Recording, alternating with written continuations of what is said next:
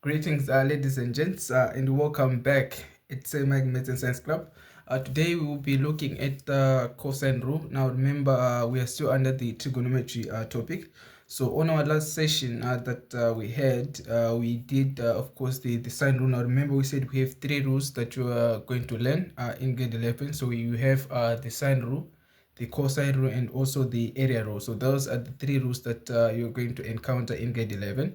So in today's lesson, I'm going to do things a little bit different.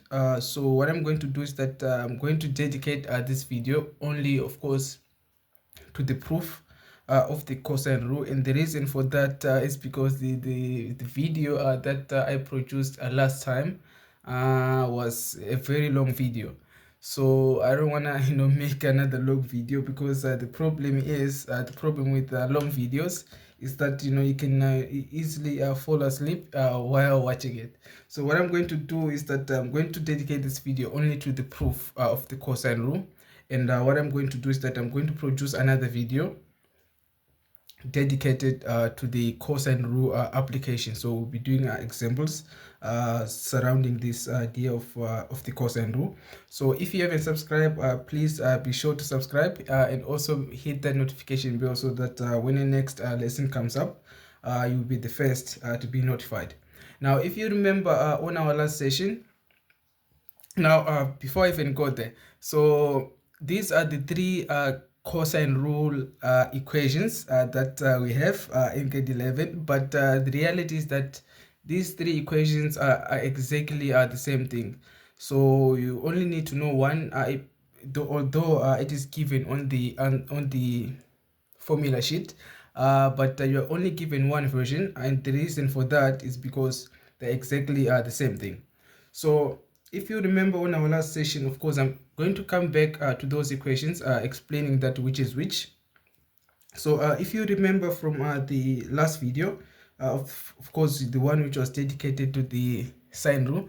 So we said that, of course, if this angle that we have right there, if that's angle A, so the side opposite to angle A, we would call it small letter a, or baby a. So this would be small letter a. Now, keeping in mind that we know that angles are always represented by capital letters, right? So in this case, sides, we're going to express it using the small letters. So if that's angle A, the side opposite to that angle will be called baby a, or small letter a. And if, of course, that's angle B, so the side opposite to that angle, we will call it small letter b. So this would be baby b, if you want to call it that way. So again, if this is angle C, so the side opposite to angle C would be, of course, small letter c, right? So this would be baby c. So if you look, of course, on the first equation that we have, so we have a squared being equals to b squared plus c squared minus 2bc multiplied by the cos of angle A. So if you note also, only on the right hand side, now the first thing that I would want you to do when, of course, you look at these equations is that just try to put your focus on the right hand side, because it becomes easy. So if you look on the right hand side, we have b squared. So b squared would be this side, right? So that would be b squared plus c squared, right, minus the product of those two sides, and we take the cos of A. Now, if you note that this angle A that you are talking about is actually the angle between those two sides, right, that we have on the right hand side. So the A, of course, would be the side opposite to that angle A, that, of course, we took the cos of. So that's one thing that you need to note. And again, if you look at the second equation, so we have a b squared.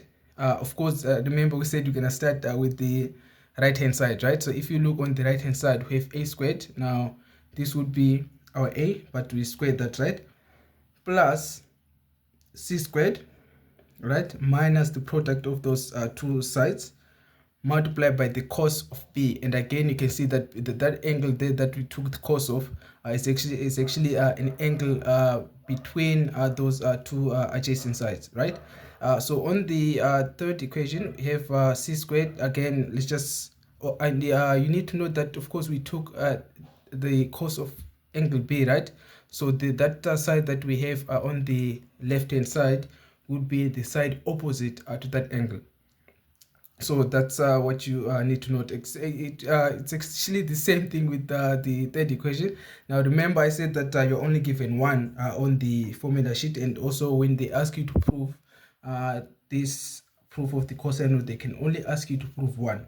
So that's what we're going to do. So again, if you look at the last one, we have a squared, so that would be a squared plus b squared, right, minus 2, the product of those two sides, right, multiplied by the cos of c. And again, you can see that that c, that angle that we took the cos of, is actually the angle between those two adjacent sides. And of course, c squared would be that side there. So that's of course the sine rule, and that's so. Now suppose if, of course, you were looking for a side. So one thing that you must note is that the cosine rule involves all the sides, all three sides. So that's one thing that you must know. So the cosine rule, I'm just gonna use this small pen. So the cosine rule involves all three sides. So that's one thing that you must note. And also, so if, of course, you are looking for a side, suppose you're looking for side C, so you must have at least those two sides and an angle. So let me just write this. So if you are looking for a side, you must be given two sides, right, and an angle, and that angle can either be between those two adjacent sides. It really doesn't matter. So of course, if you're looking for a side, you must be given two sides and an angle, right? So it can be an angle in between those two adjacent sides. So the other thing, so if in this case, if you are looking for an angle, so for an angle, so in this case, you would need to have so if you're looking for an angle, you must be given all three sides. So that's of course, that's what you need to note. So if you're looking for an angle, you must be given all three sides, because now remember we said that the cosine rule involves all three sides, right? So that's the one thing that I want you to note. So what we're going to do is that we're going to do a proof of this rule of the cosine rule. Now there are two ways they can ask you to prove this. So I'm going to show you the first one, and then I'm going to proceed to the second one. So the first one would be, of course, if the angle that you are taking the cos of, that's if it is in acute angle. So that would mean that it will be an angle that is less than 90. So so what we're going to prove is that we're going to prove that a squared. Now remember, we said if that's, let me just take my pen. So if that's angle A, the side opposite to that, it would be small letter a. And if that's C, so this side would be small letter c. And if that's angle B, the side opposite to that would be small letter b, right? So they said that we must prove that a squared is equals to b squared plus c squared minus 2bc multiplied by the cos of a. Now, like any other proof, so the first thing that you need to have is a construction. So what I'm going to do is that I'm going to construct a perpendicular height, height, and I'm going to call that height AD, actually CD. So that would be, so what I'm going to do is that I'm going to construct a perpendicular height from that vertex, which is C, of course, vertically downwards. So that will be my perpendicular height. Now remember, if it's perpendicular, it has to make an angle of 90, right? So I'm going to call that, of course, I'm going to call that point D, right? So what I'm going to do, I'm just going to let that perpendicular height. So we said that to construct the perpendicular height CD, right? So I'm going to let that be equals to h. So this height here would just be equals to what? To h. So the second thing that I'm going to do is that I'm going to let that. So what I'm going to do now, remember we have now ADB, right? So what I'm going to do, I'm going to let I'm going to let side AC be equals to what? To x. So now remember I said that's equals to, so the AC AD, did I say AC? Oh, of course that would be AD to be exact. My apologies. So that would be AD. So I'm going to let AD be equals to x. Now remember we said that that whole side there would be it would be of course small letter a, right? Small letter c. So c would be this whole side. So this would be a c, right? Now if AD is equals to x, so that would actually mean that DB would actually be c minus x. So if I know that portion there and also I know the bigger portion, so I would just take that big side, right, that big length rather, and subtract that x, and I would get that portion there. So in this case it would be c minus x, that whole length minus that portion, and I'll get that portion there. Now if of course you know the moment I constructed that perpendicular height, what I did there, I formed two right angled triangles, right? Now one thing that I can actually tell you is that the trick to this to the proofs of the cosine rule, the area rule, and also the sine rule is that it is always about expressing the perpendicular height using your two triangles. So if you check on this diagram that we have a right angle, we have two right angled. So we have ACD and also we have CDB, right? So what I'm going to do is that let me just take another pen. So what I'm going to do is that I'm going to of course express that perpendicular height using this triangle that I have here. Now if you note on triangle CDB, I know that that side there is c minus x, right? And I know that's a. So if I'm looking for that h, that height there, I would be able to use Pythagoras, right? So I'm going to let of course, so this would be a squared, that is equals to, so now remember it would be that side, the hypotenuse, so that would actually be equals to c minus x, right? So that would be the x squared plus of course that height, so it would be what? H squared. So of course if I simplify that, this would be a. Now what I'm going to do, I'm just going to to cut some corners. I'm sure you know how to open two brackets and of course multiply that out. So if I multiply that out, I would have now remember that is 2 squared, so this would be c squared minus 2 c multiplied by x, right? And you would have plus x squared, and that we still have that h squared there. So what I'm going to do, I'm just going to let h the subject of the formula. So what I'm going to do is that I'm going to say h squared would be equals to, now remember so I would have a, now what I did, I just flipped everything around. So this would be a squared minus c squared plus, now remember if I do the additive inverse for that, it will be plus, right? So this would become 2 multiplied by c multiplied by x, and minus that x squared. So of course, so this would be the expression for that height. Now what I can do in this case, I can just simply take the square root of that to have h alone, but I'm going to leave that for now. So I'm going to let that be my equation 1. So that would be the expression for h if I use of course that right angle triangle there, which is CDB, right? Now again, you can note that I have another right angle triangle, right, which is ACD, right? So what I'm going to do, I'm actually going to try to do is that I'm going to express that height, but using the information that I have on this triangle, which is ACD. Now if you note that is, if that is 90, surely in that angle there would also be 90.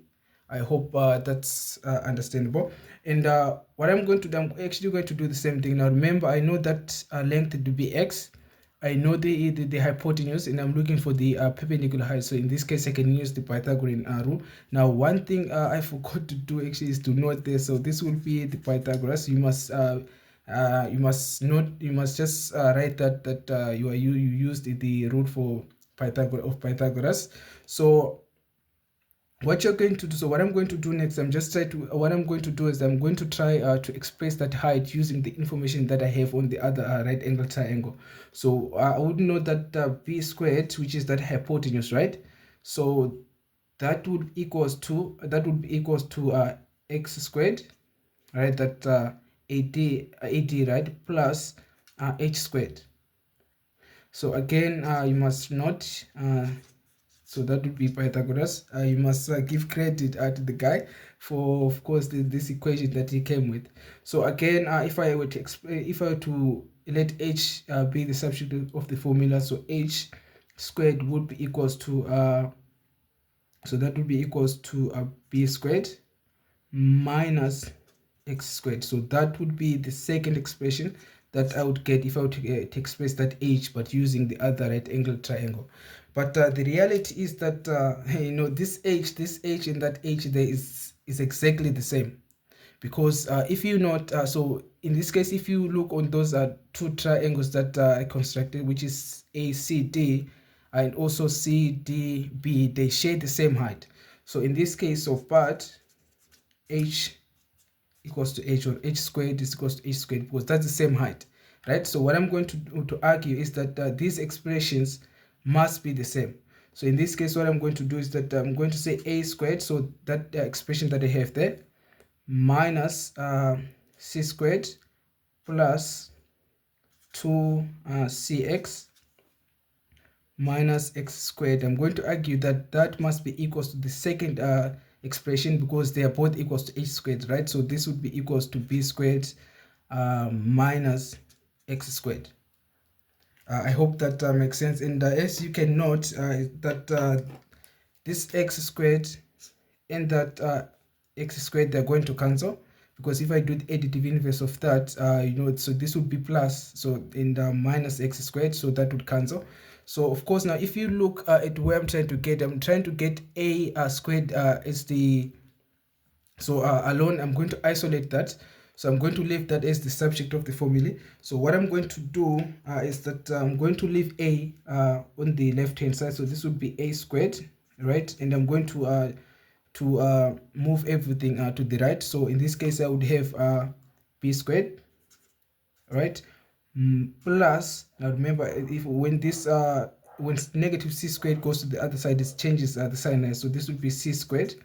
And again, when I do the additive inverse for that, it would actually be plus instead of minus. It would actually be minus instead of plus, right? So this would be minus 2cx. And of course, so that would be the expression that you're going to get. But if you note, of course, where I'm trying to get to is that I'm trying, of course, to have the cos of a, right? So that would be b negative 2bc multiplied by the cos of a. So if you look on the expression that I have there, is that I'm actually close to what they want us to prove. But as you can see that we have an x there, but instead of what? Of cos of a. So we have a, so on that equation it says negative 2bc multiplied by cos of a, right? But if you note what we have there is cx. So we don't have that b and that cos of a there. So what I'm going to do, so if you look on this now, remember I'm trying to have cos of a, right? So if you look on that right angle triangle that we have there, so what I'm going to do, of course, so using that ACD, so what I'm going to argue is that cos of a, that must be equals to, now remember the definition for cos is actually the adjacent, which would be x over what? Over the hypotenuse, which is b, right? So of course, so if I make x subject to the formula, so this would be x would be equals to b multiplied by cos of a. And of course, so what I'm going to do next, I'm just going to replace this b, this x with that b multiplied by cos of a, because that's what I want to have there eventually. So what I'm going to do is that I'm going to say, so a squared would be equals to b squared plus c squared minus 2c, right? Multiply. Now what I said, I'm going to replace that x, right? So this would be, of course, b multiplied by what? By cos of a. And as you can see, it's actually close to that, even though it's kind of flipped around. So we have b as the first value there instead of c, right? So I'm just going to rewrite that now. Remember that the application is commutative, right? So this would be a squared is equals to b squared plus c squared minus 2 multiplied by b multiplied by c, and we take the cos of a. So we have actually proved that, of course. So we have actually proved what they wanted us to prove, that a squared is equals to b squared plus c squared minus 2 bc multiplied by the cos of a. So they're going to they always ask you to prove one, not all three. But one thing I need you to note is that this angle a that of course we are taking the cos of is actually an acute angle. So that angle there is less than 90 degrees. So that's one thing that I must know. So the first thing that you need to do is to construct that perpendicular height, and then of course let one portion of that be equals to x. So the other portion would be just be x minus x, so c minus x rather. So one thing that I can advise is that let this value of x be on the triangle that you're going to take the cos of, because in this case it's going to make your life a little bit easy. So that's one thing that I can advise you to do, and always make that sure that the angle that you're going to take a cos of is always on the bottom left of your triangle, but it actually doesn't matter in this case. So what I'm going to do is that I'm going to look at the other proof. It's actually the same proof, but in this case this is where that angle a is an obtuse angle. So this means that it is an angle that is greater than 90 degrees. So again, I'm going to do the same thing. So the first thing that I'm going to do, I'm going to construct. So they can actually ask you, of course, to use this triangle, which is where a would be greater than 90 degrees, of course, to prove the same thing. So this would be, so what I'm going to do, I'm going to construct paper height like I did. I'm going to call that CD, and I'm going to let, I hope that's visible. I'm going to let us so that would be, so I'm going to let CD equals to what? To H. So now if you look carefully, now where would this perpendicular height be? Now if you note, now a perpendicular height is of course the height from the top vertex of a triangle vertically downwards until you hit of course the horizontal line. So what I'm going to do is that I'm going of course to extend that line. So my perpendicular height in this case would be actually outside of that triangle. So that would be my 90 there. So I would say that would be CD, right? So this would be D. And what I'm going to do, I'm going to do the same thing. So I'm going to let DA equals to X. Now remember, so this would be A, right? And that would be C. So that there would just be, of course, B, right? According to the new naming system. So I'm going to let DA be equals to X. So that's what I'm going to do. Now note, so this angle here would be angle A, right? So this would be angle A. So if that's angle A, so if I were to find that angle there, so that would be just be 180 minus A, right? So this angle here would be 180 minus A. Now remember, angles on a straight line. So if this is A, if I want to find that one, I'll just take 180 minus whatever angle that I have there to get that the other one. Now again, I'm going to let CD be equals to H. Now I'm going to do the same thing. Now again, you can note that when I constructed that height there, what I did there, I formed two right-angled triangle. So the first one would be this big, the bigger one, and would also have that small one there. So again, I'm going to do the same thing. I'm going to say, of course, the goal is to get A alone, right? So I'm going to say A squared, right? I'm going to use the bigger triangle. So A squared would be equals to so this would be the hypotenuse, right? So this would be equals to the adjacent, of course, the x. So x would be, of course, that whole line there, so that whole length there. So that would be x plus c, but we square that, right, plus of course that h square. So that would be equals to that h square. So this would be, of course, because of the Pythagorean theorem. And again, I'm going to do the same thing. So a squared would be, I'm going to, I'm going to fast forward a little bit so that I don't make this video a very long one, even though it's already is a long video. So of course, so this would be x squared plus 2c multiplied by x, right? So plus c squared plus h squared. Again, I'm going to leave h as the substitute of the formula. So h squared would be equals to a squared minus x squared minus 2 c multiplied by x, right? So that would be when I leave h as the substitute of the formula, right? So what else do we have? So that is of course what you're going to get. Oh, and of course minus x minus c squared. They have actually left that out. So this would be the first equation that I'm going to get, of course, if I use that bigger right angle triangle. So this would be the expression for h. Now again, I have another right angled triangle. So what I'm going to do, I'm going to express that h again. Now remember, we said that it's all about expressing that perpendicular height, right? So that h there. So of course, if I use that small right angled triangle, so of course b squared, which is the hypotenuse side, would be equals to x squared plus h squared. So in this case, so if I leave h as substitute of the formula, so h squared would be equals to b squared minus x squared. So that would be my second equation, right? So again, you can note that h is equals to h. So h would be equals to h, so or h squared is equals to h squared. So what I'm going to do, I'm going to equate those two expressions because they're both equals to h, right? So I'm actually trying to be a little bit faster so that I don't make this video a very longest video alive. So again, I'm going to equate the two. So a squared minus x squared, so that would be that first expression, the minus just going to put that first. So this would be c squared minus 2 cx, and of course, so this would be equals to that second expression, which is b squared minus x squared. And again, you can note the same thing. The x are going to cancel, x squared and x squared. So those two are going to cancel. Again, I want to let a, right, be equals being the substitute of the formula. So this would be a squared. I'm going to leave that there. So that would be equals to b squared, right, plus c squared. Again, I shifted that to the other side.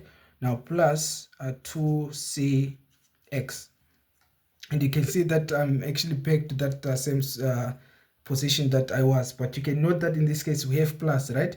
And of course, instead of x, what we want to have is that we want to have the cos of a, right? So if you note now, remember we said so this would be 180 minus minus a, right? So what I'm going to do, since I want to have the cos of a there, so what I'm going to do is that I'm going to say cos of now remember, if I'm on that right angle, I'm on that right angle triangle there. So if I want to express, so if I now remember on my equation, I want to have cos of a, right? So that a must be there, and also of course you must have that b there. So of course the definition of cos would be the adjacent over the hypotenuse, right? So in this case, so cos of 180 minus a would be equals to x, which is the adjacent over, of course, that b, so which is the hypotenuse. And again, I'm going to do the same thing. So I'm going to cross multiply. So x would be equals of course to b multiplied by cos of 180 minus that a. Unfortunately, I can't fit that there, but that's cos 180 minus a. So what I'm going to do, I'm going to replace that x with that expression there. So what I'm going to do is that, so this will be equals to b squared plus c squared plus 2c, right? But instead of that x, I'm going to replace it by b multiplied by cos of 180 minus a, right? So this would be b multiplied by cos of 180 minus a. And of course, as you can note, we can actually reduce that. So that's actually on the second quadrant, and we know that cos on the second quadrant is negative, right? So this still equals to a squared. So of course, so this would be a squared equals to b squared plus c squared. Now remember, when we take the cos of 180 minus, we're going to get negative cos, right? So this will be negative cos of a. So that negative that we're going to get there, when we multiply it by that positive, it will become negative. So this would be negative 2c multiplied by b multiplied by cos of a. And again, I'm going to do I'm just going to flip that around because multiplication is commutative. So b squared plus c squared minus b multiplied by c, it's actually 2. So this is 2bc multiplied by cos of a. So that would be, of course, the proof for the for the cosine rule. But in this case, when a is an obtuse angle, so that's when, of course, it is greater than 90 degrees. So this would be the proof. So it would be very ideal for you to learn it by heart, because it actually shows up in the exam, even though I've never actually seen them asking this, giving you this type of diagram when a is an obtuse angle. I've only just seen the first one, so that's the one they normally ask. So this would actually be, I don't know, a little bit, I don't want to say bad words, but nonetheless, it would be a little bit cruel, if I may put it that way, because in this case we need to extract that perpendicular height on the outside of that triangle there, but nonetheless it would actually boil to the same answer. So this would be, of course, the proof for the cosine rule. And again, what I'm going to do on the next video, I'm going to of course to do an application section, of course, using this rule that we just learned. So that's what we're going to do next. So watch out for that. And again, if this video helped you at some extent, you can always hit the like button. And also, if you have got any questions, you are more than welcome to just throw that on the comment section. I'm always reading those comments. But otherwise, this is the end of